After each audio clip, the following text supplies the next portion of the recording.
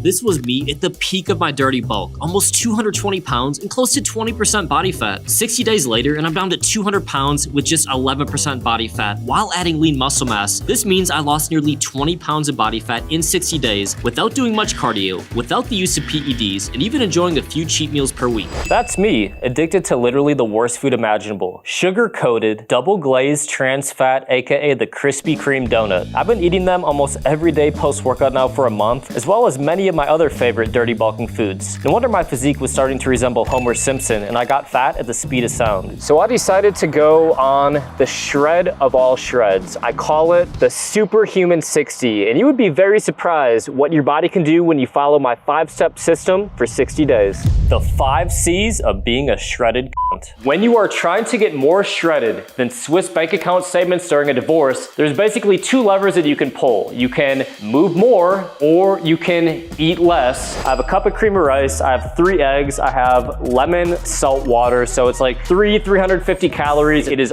only uphill from here.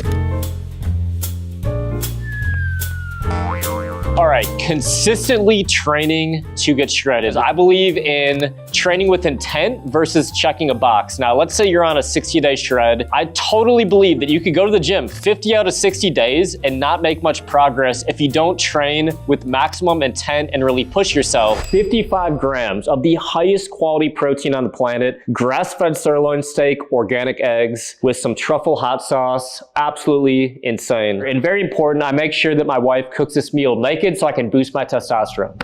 That was a joke. The 2 types of cardio I did during my transformation was zone 2 cardio. After that, I did mostly zone 5 cardio, which is gonna be maximum intensity stuff. Keep in mind, the more cardio that you do, the more exercise that you do, the less you have to really restrict your calories and diet down.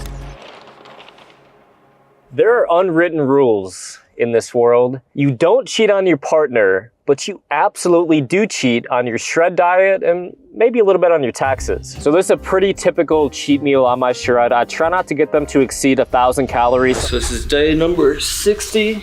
So take a guess what you guys think my body fat is. I got a DEXA body scan, which is supposed to be like the most accurate one. Then also an in-body scan. It was very interesting. So I was actually 14.3% body fat on the DEXA scan. Now the in-body scan had me just over 11%. So there's actually about a 3% difference between the 2 scans. But according to the in-body scan, I did actually gain lean muscle mass while losing a ton of body fat. So really successful shred. The last and most important C, God damn it, stop fucking stressing, because cortisol is a fat storage hormone. Both mental and physical stress can attribute to more cortisol. Don't do anything stressful in bed. So if performing and pleasing your wife or girlfriend or partner is very stressful, maybe consider don't doing it. It's kind of like that old saying, the less you give, the better you will live. Just remember, guys, you're gonna die. Try not to stress.